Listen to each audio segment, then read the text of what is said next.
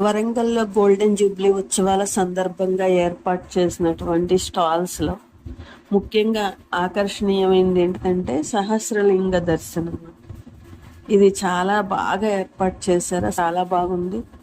తర్వాత శ్రీకృష్ణుడు రాధాకృష్ణుల ఆడుకునేటువంటి రాస్ చేసేటువంటి దృశ్యాలు, అలాగే రాజ్య పరిపాలన యొక్క దృశ్యాలు, అవన్నీ కూడా చాలా చాలా బాగున్నాయి. భారత మరలా వికసించేను పుష్కర వైభవ దేశముగా. గగన వీధిలో రత్నపుర సులభ నిండా ముత్యపు సిరులు.